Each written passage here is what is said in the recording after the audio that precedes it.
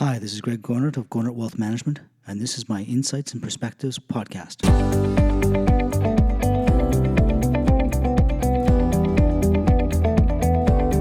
Welcome to Insights and Perspectives. If I Knew Then, the show where we share the stories of the successes and challenges entrepreneurs, business owners, and world changers face on a daily basis as they build extraordinary lives. We celebrate their triumphs both personally and professionally, learn from their setbacks, and reflect upon what they've learned about themselves.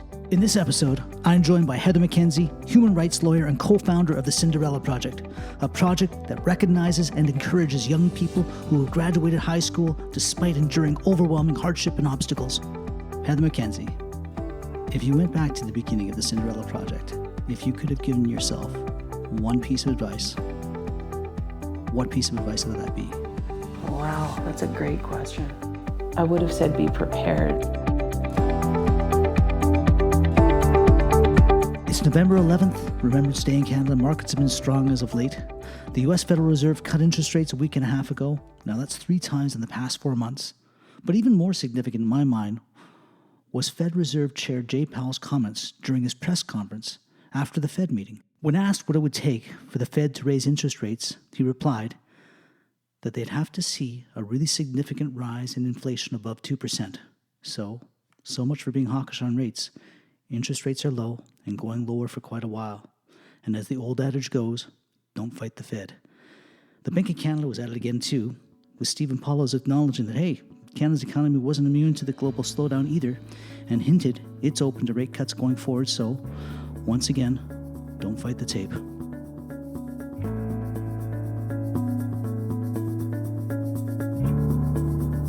My guest today is a co-founder of the Cinderella Project who worked to encourage and recognize outstanding young people from across Metro Vancouver who reached the milestone of graduation despite overwhelming odds.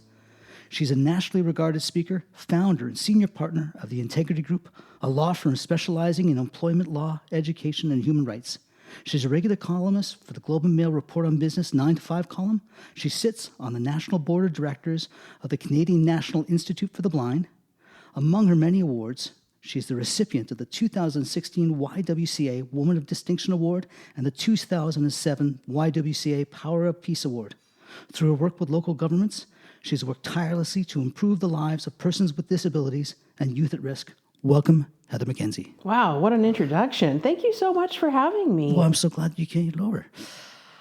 So why don't you take me back, because we're going to talk about the Cinderella Project mainly today, amongst other things, but take me back to how the Cinderella Project all started. Sure. So in 1999, I was expecting my first child and being sort of reflective on what's the world all about, what's his future going to be like. And we were on the cusp of this new millennium, and I think a lot of people were reflecting on what's going on in the world and our communities, and maybe thinking about doing something to be able to mark that transition to the year 2000.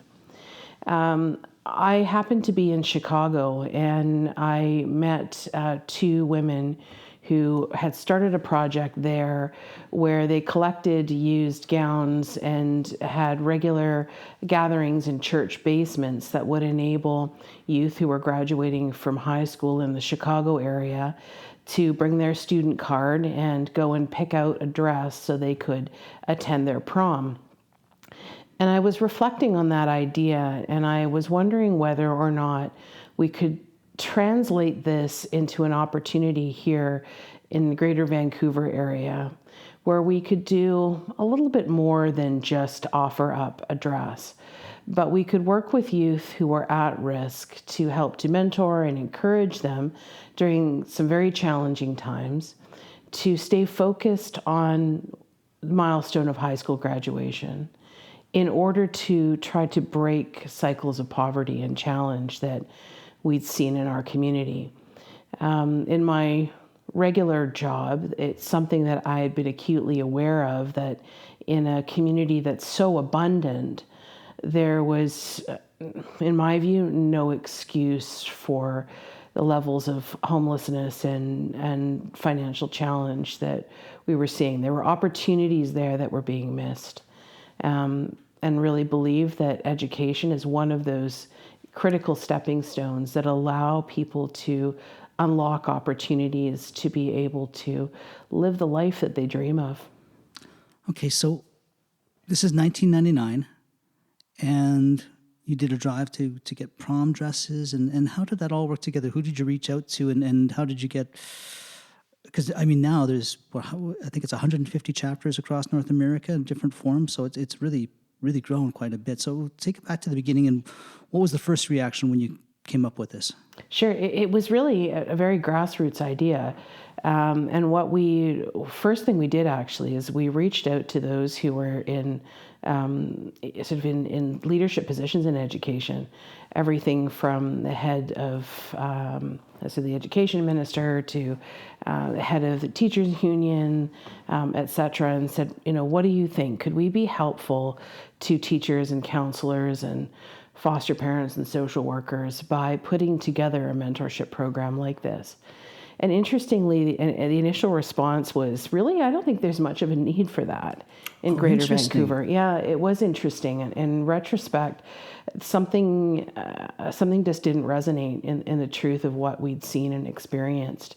So we decided, let's just try it. Let's just do this. And it'd be a wonderful thing if there isn't the need. Let's just see what we do. So put out the call through our friends, and in the very first year, we only gathered dresses and other kinds of pieces that a young woman might choose to wear to her high school graduation. Right. So, dresses and wraps and handbags and those sorts of things. And it's amazing. I mean, I'm sure many people listening will relate to the fact that a closet for somebody who loves dresses is often far too full. Everything from bridesmaids' dresses to special occasion things that just get worn once. Yeah. So this gave a place where we would gratefully receive them and be able to purpose them to allow young women to be able to attend an event where not only would they receive a dress, but more importantly, would be the experience of one-on-one mentorship, the opportunity to spend time with an adult in our community who cares, to talk with them about how things are going, what they might need in terms of support, what their big dream is for their future, so that it afforded a relationship of encouragement. Mm-hmm. And I said, really, the whole purpose was self-esteem building, to allow these youth to see that they can do it. Starting proposition was really very basic. And so that very first year, we had close to 100 young women who were referred by their social service agencies, their teachers, their counselors, their principals, mm-hmm. as being youth at risk, who really deserved an opportunity to have a wonderful experience. So we never wanted to package this as charity. It was a very important principle for us that this wasn't going to look like, a handout, but it was really going to be packaged beautifully like an achievement award, a recognition for courage, for perseverance, for hard work, for being awesome. Mm-hmm. And that this would be a gift saying, we believe so strongly in you. We want you to be able to celebrate this great milestone along with your peers. So the criteria is, and the construction of it is, just to make sure I'm understanding clearly, mm-hmm.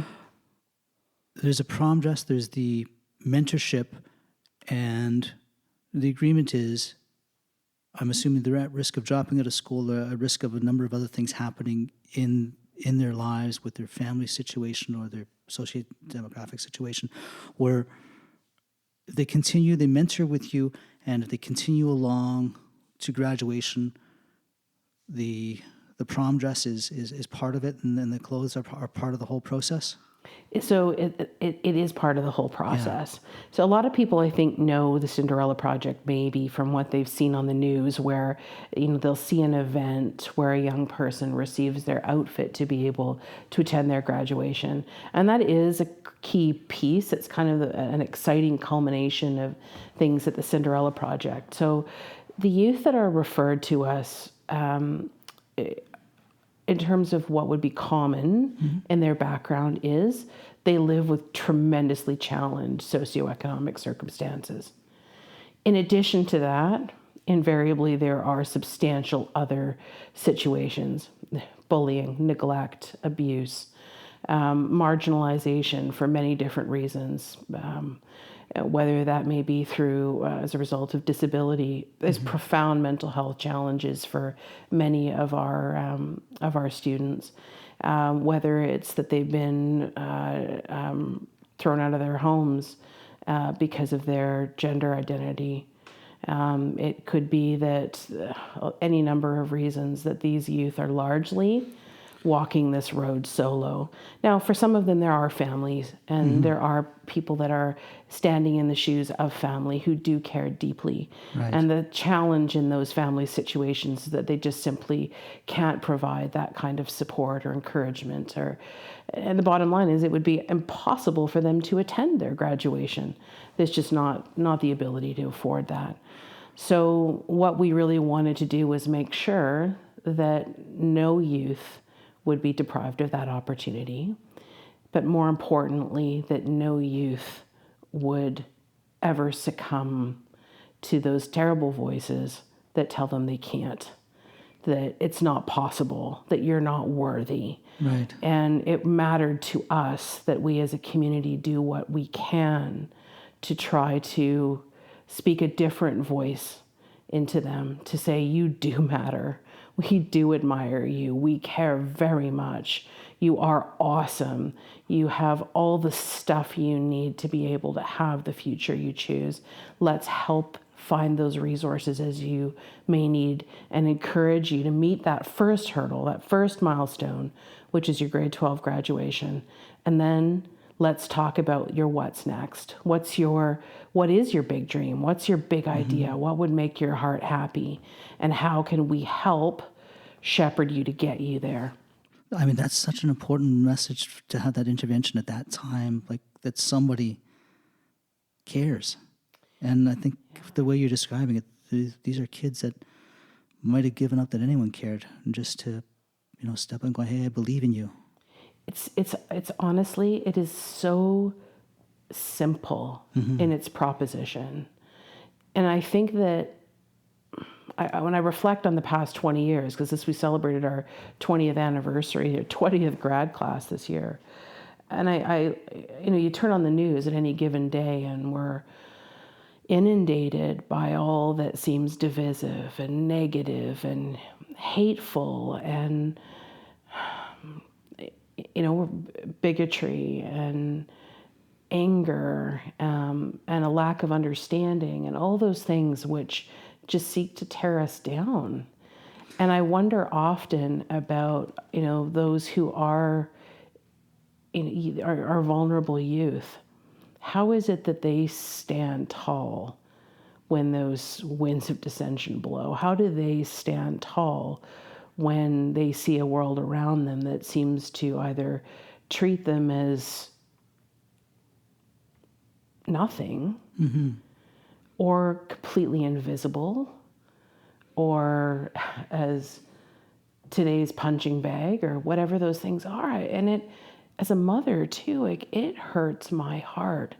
And what's the one thing that we have to give? Whether we have a couple of extra dollars to help support, we have a dress or a suit in our closet, we've all got some love to give. And that doesn't cost us a thing. Time, which is precious, but we know that it works.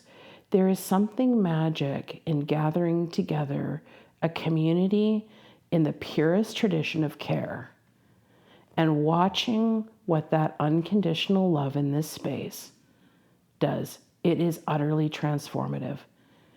It's not the dress that these kids may receive at the end of the day, or the suit that they might choose, or the backpack that's filled with toiletries and essential items that'll help them survive if they're couch surfing or living under a viaduct. But it's the message that is a community, that we will show up and we care. You matter. We see you. And you can be the you that you choose to be. Those are the things that I think that over 20 years we've grown to feel most proud of, and are really the pillars that are the foundation of what Cinderella Project is all about. Yeah. No, that's such an important message.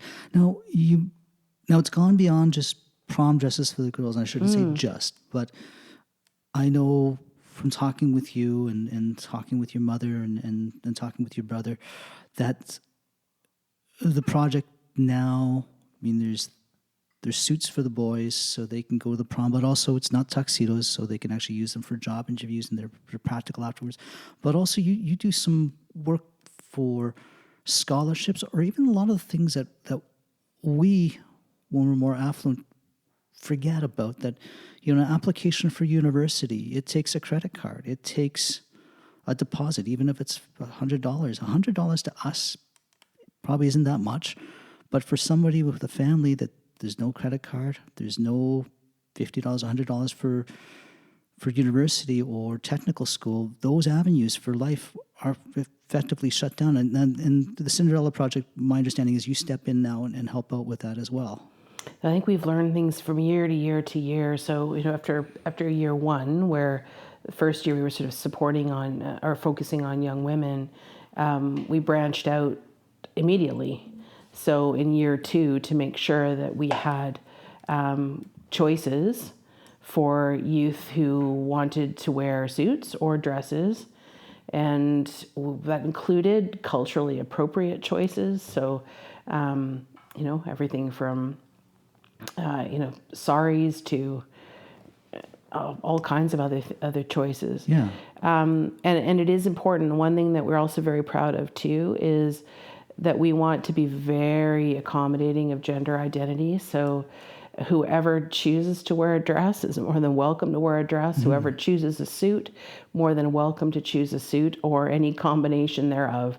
So it's important for us that it be a safe space for students. Because what they wear isn't the point. No, it's about them. And I think that's one of the things that we get a lot of feedback on, mm-hmm. is that we provide a space for many of these youth to truly step out as themselves.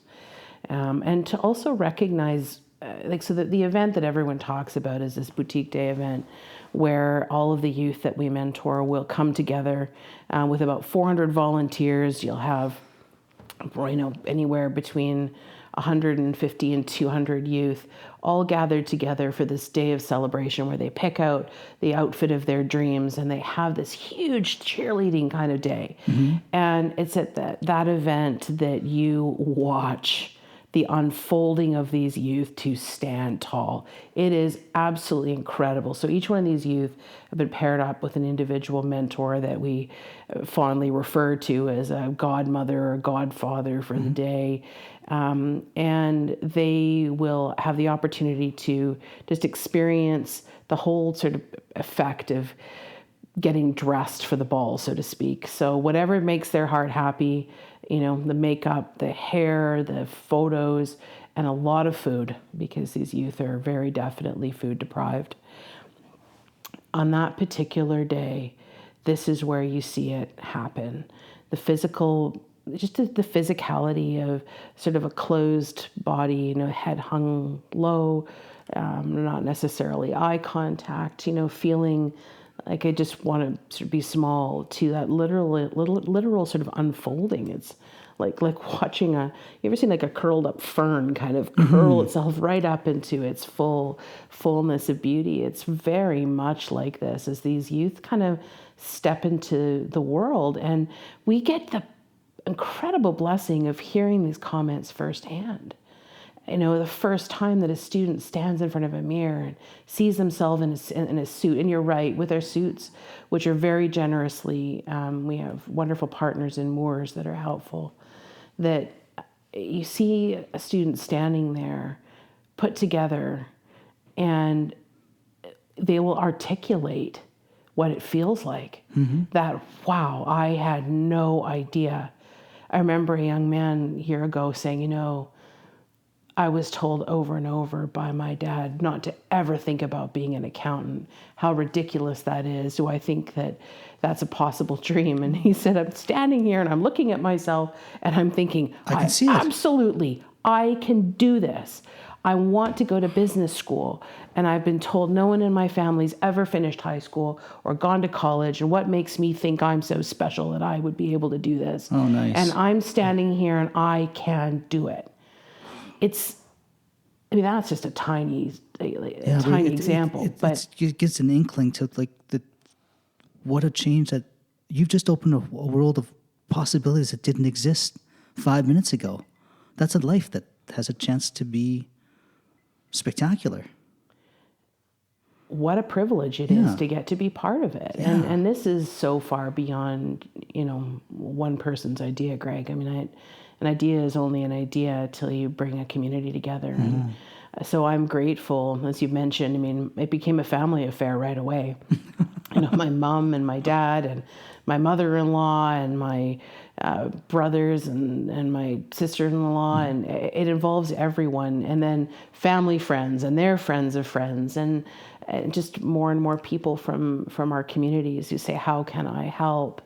And whether it's a gift of time or a monetary gift or a gift of something from a closet.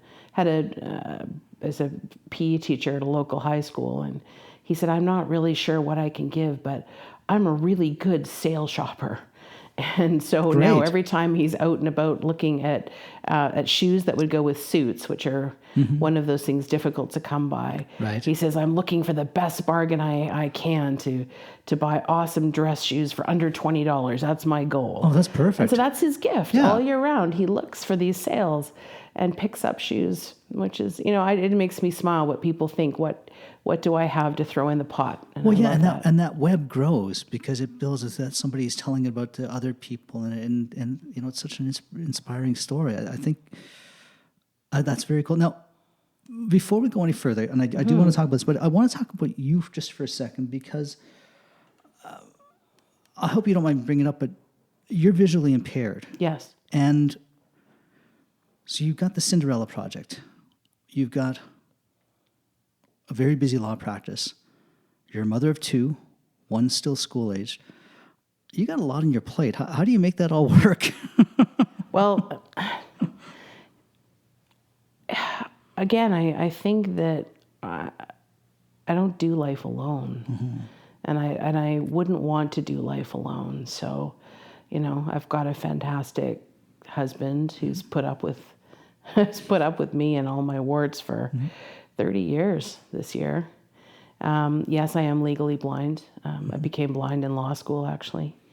And I've got a daughter that's just starting high school and a son who's in university, and he's visually impaired as well. But I've got a wonderful supportive family who all pitch in to, make life wonderful. So how do I make it all work? I don't sleep a lot. I'm clearly my fitness level. Anyone looking at me is going to say, yeah, she's thrown that out the window. But I hope having a good sense of humor is a big part of my life always. Whenever I see you and your husband, Terry, a sense of humor is something that definitely comes across. Well, I think that life is much more fun when you can be playful. And I do feel like I hope we practice gratitude in our lives as a family, because I've got a lot to be thankful for. And I really feel like when life can throw you so many curveballs. It'll throw all of us a curveball at some time. And I think that it's the relationships you have and the connections you have that help you weather those storms. Again, I think maybe that's part of what motivates those drawn to the Cinderella Project is I can't bear the thought of anyone feeling alone. Yeah. The idea that, life throws you one curveball after another. And I believe very strongly that there's really three basic human needs for all of us. And it's our need to feel valued, our need to feel included, and our need to feel understood. And I think that if we can root our relationships and the way we communicate in understanding that even when there's differences or conflicts or any of those things that can cause things to fall apart or break down, is to come back to say, how do I understand who this person is, what their journey is, what their needs are. And very often it'll come down to those three things. They need to feel a sense of value, to feel included. Yeah, because I think that's why bullying can be so dangerous and so harmful, because it's the ostracism that goes along with it, that sense of a part that you don't fit, and that loneliness, I think, leads to an erosion of self-worth. Just so I totally concur, and there's a bit of an overlap in the work that I do and my job, which is largely working with workplaces that are dysfunctional or in conflict, adult workplace bullying and that sort of thing, and the types of lives that these youth have. There's such a complexity to the concept of bullying and why it cuts so deeply, why it creates the mental health challenges and has the impacts that it has, how terribly damaging it can be. So, just at least in the context for these youth, the more that we can do as a community to help offer up alternate words to that which they're hearing, to bring forward safe spaces for them to be able to connect to, and again, to be able to connect, period. So they're not feeling marginalized, or that there's no one who would understand, that there's nobody who would value them. It's so contrary, that each and every one of those lives matters deeply to us as a community. yeah, well, because it's so important, because I think that we all had the adage when we were growing up, sticks and stones may break my bones, but names will never hurt me. But I've never thought that was right, because words matter, and especially coming from certain sources. In the kids that you describe at that vulnerable age, I'm just thinking about the situation where you had a father telling a son, basically, why even try? I mean, that's just, I don't even know where to start with that message of like, wow. I mean, that's just evil in my mind, but that kid's got to live with it, and to have a counter narrative is so important, because because it does matter. It matters. It matters so much. There's a well-known quote, and I think I could potentially be attributing it to the wrong person, but I believe it could potentially be Maya Angelou. I think that she said something to the effect of, we may forget a lot of things in life, but you never forget how somebody made you feel. That is so true. And, so forgive me if I've got that completely misattributed, but the message is the one that I want to focus on. And I think that is absolutely true.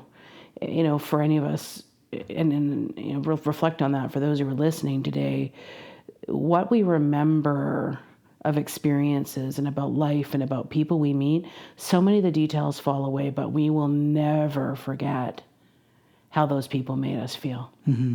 And I choose to try to live my life by that we have an opportunity to impact that on a daily basis.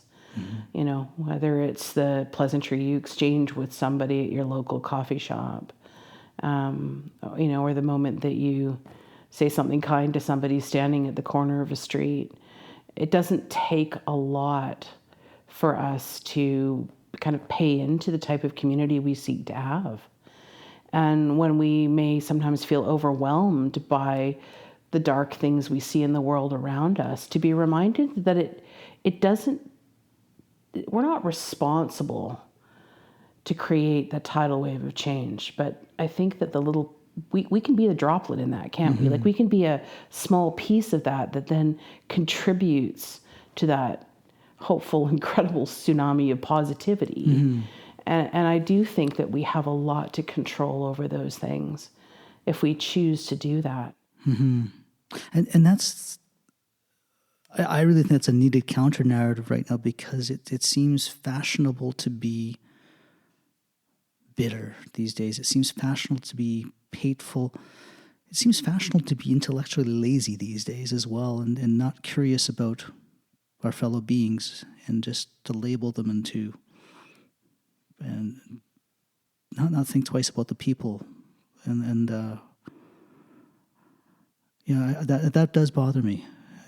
Just seeing how that develops these days, and I mean, you hear it. I mean, I don't know if social media has made it worse, but there's, or these are always trends that were always in the past. But you definitely just that comment that you said about that boy with his father, just like wow. Well, nobody's ever going to accuse me of being fashionable. To be clear about that, Greg. But those things disappoint me. And I think, when I think back 20 years ago, as I was about to be a new mom, what's the world that I really wanted for my children? And when I say my children, I didn't just mean Will, or Madeline. I mean, really, children to me are all our responsibility. And for me, I don't want anyone to have to suffer. Life is hard, and there will be many hard things that we don't have a magic wand to fix all those things. But the things that we have control over, I think we need to think about. I think we need to take responsibility for those pieces that we do impact people. You'll hear people saying, well, I don't have anything to do with how somebody else feels. That's something that they control. I stop and I think about that, and I think, really? No, we do have a responsibility. As I said, words are powerful. And I'm not a perfect wordsmith. I'll get it wrong.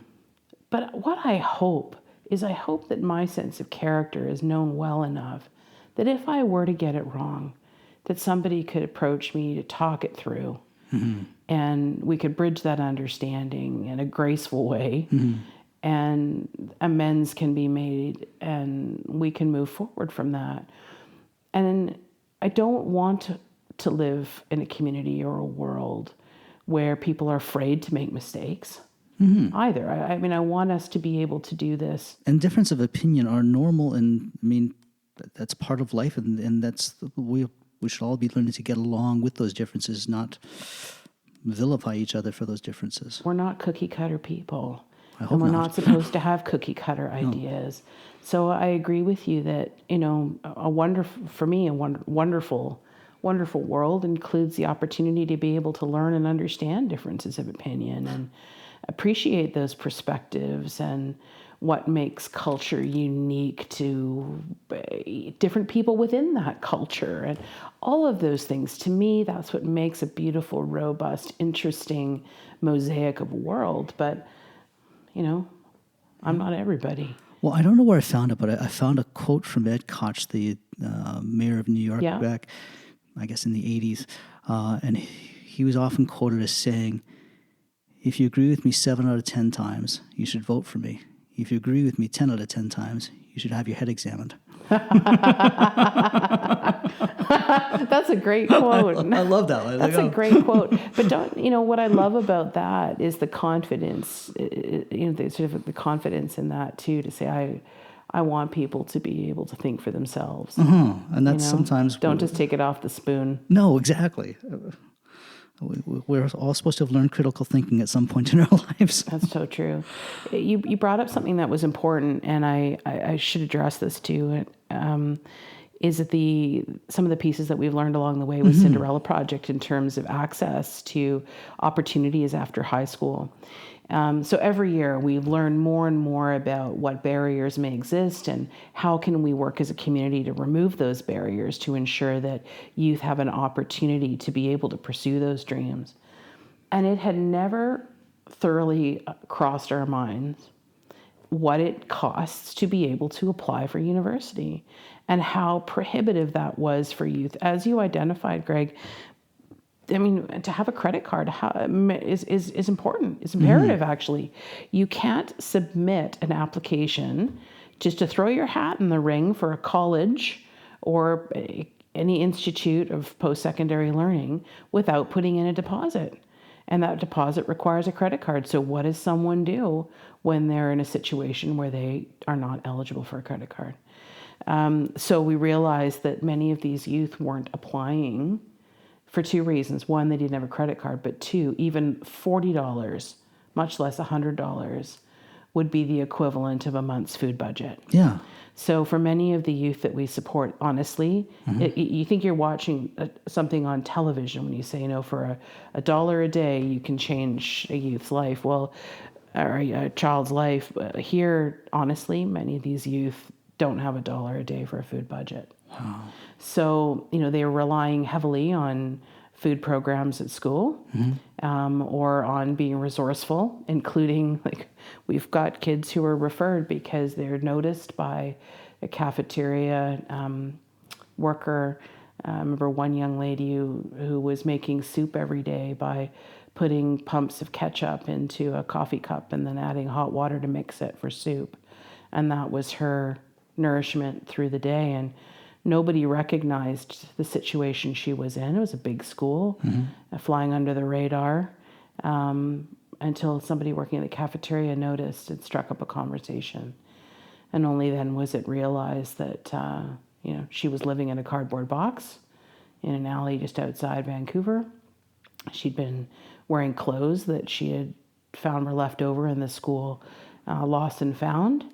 But she showed up every day for class. She'd use the showers at school to be able to stay washed, and that was not, by the way, that was not a unique fact pattern. I wouldn't imagine it to be. Yeah. So how would you expect a young person like that to be able to come up with $40, $100 just to throw their hat in the ring for a post-secondary application? So yes. Well, it's just a different world. It's just non-attainable. Right. It's might even not want to even talk about it because it's just not doable in any way. So we did in 2017, very appreciatively, one of our connected volunteers said, I want to be able to start that as a fund to make sure that any youth connected to Cinderella Project never has that impediment. So now we are able to make those application fees or negotiate with the post-secondary institution to waive those fees and circumstances to make sure that's not a barrier. You can get that application in there. Because you also help with resumes as well. So we do. So we will help with anything that these youth need after high school. So we identify what it is that they're needing some support with. So whether that's support with reviewing cover letters or resumes or any of those things, we're really proud of ourselves for, as again, very grassroots organization, that this year we ended up almost $150,000 we've given out in scholarships and bursary funding. Wow. So that's pretty great. That's a big deal. Almost 50 laptops, because we've realized that access to technology is incredibly important. Yeah. And most of these youth only don't have devices of their own. They'll use local libraries. But if you're working 2 jobs, or 3 jobs, it's very hard to work around library hours times because it closes at 8. To access a public computer. Yeah. So those are a few things that we're proud of. Also, a wonderful partnership with Future Hair Academy in Vancouver, who has donates complete scholarships for their beauty school. So for any youth who are interested in pursuing that as a vocation, which is a vocation for life. Right, yeah. So nearly 35 complete scholarships to do that, which is really phenomenal. So that's all your education plus a full kit. Like they give all the scissors and the gear. So oh, wow, that's huge. It is huge. Yeah. So for the rest of your life, you've got that as an amazing trade. Well, and that doesn't go away. Never. A skill is a skill. Never. And you can feed yourself with that. Yeah, and amazing how our community responds. So even with, those that, so the leadership at Future Hair Academy said, I'm noticing that, especially for youth who are teen parents, it's important for them to be able to have a vocation that's going to be able to work around, child's schedule, that they can continue with their education. It also needs to be something where you can very quickly finish school and be able to be out making money so that you have that financial security and independence. So making sure that that's all balanced for these youth. What an incredible gift to be that, again, valuing someone, understanding them, and including them in the process. Well, I mean, the flexibility, think about, I can only imagine, but, if somebody's 18 years old, just managed to finish high school, don't have any skills, so you go, but, there's, it sounds like, they've got a child and you have to manage that and childcare and all the other things that's almost an insurmountable obstacle to get past. And to be able to do that, that's awesome. And it's a magnificent thing to see a feeling of pride and excitement. Yeah. That there's hope. 100%. Yeah. That they matter enough. Wow. Yeah. Wow, somebody cares? Somebody really actually cares. They see me for me. Yeah. I think that's, I don't know. I think that's the kind of thing that has our volunteers coming back That's year cool. after year is really, we get filled up with so much joy seeing this. It's very reciprocal. It's certainly not a one-way give. Yeah. Yeah. So, Heather Mackenzie, if you went back to the beginning of the Cinderella Project, if you could have given yourself one piece of advice, what piece of advice would that be? Wow, that's a great question.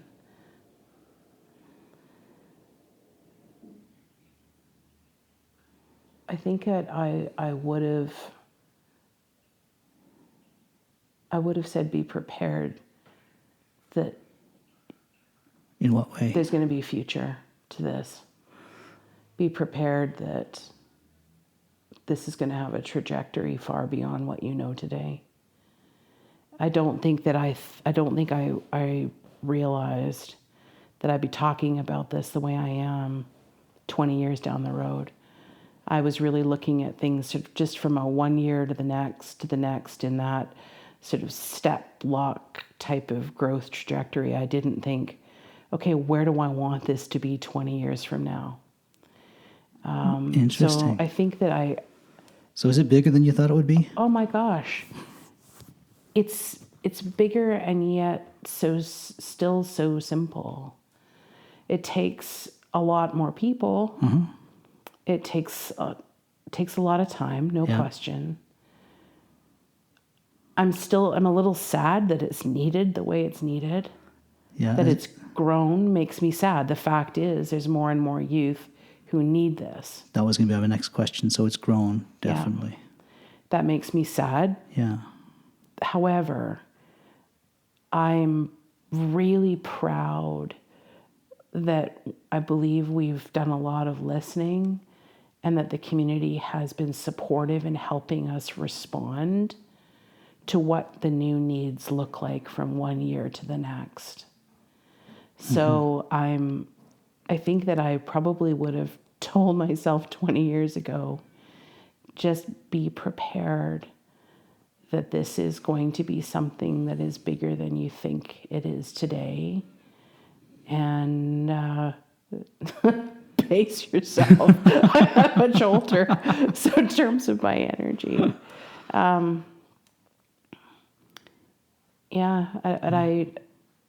I really can't underscore enough that although much of sometimes what people see about this seems to be, oh, isn't this all so superficial? It's about playing dress up for a day. If that's what you think, you don't get it. It's not at all. It is really about the simplicity of what unconditional love looks and feels like. And never take that for granted. I grew up in a family, I would have never known if we had wealth or not because we had a small family that was abundant in love. Mm-hmm. And I never lacked for that at all. I know there were things that were hard and probably were tough for my mom and dad at certain points in time. But the one thing that we always had was one another and a lot of love and time for one another. And I'm very thankful for that. And I think that that's not something that is an everyday reality for many people. So I think that I don't know what specifically I would have said to myself 20 years ago other than be prepared to think about this bigger than you are today. Well, thank you so much for coming and sharing your story. This is, it gives me chills. Thank you so much. Well, I'm grateful for the opportunity and for anyone who took the time to listen. I'm sure they will. Thanks for being on the journey. And we would love to have your support. Absolutely. Bye, Heather.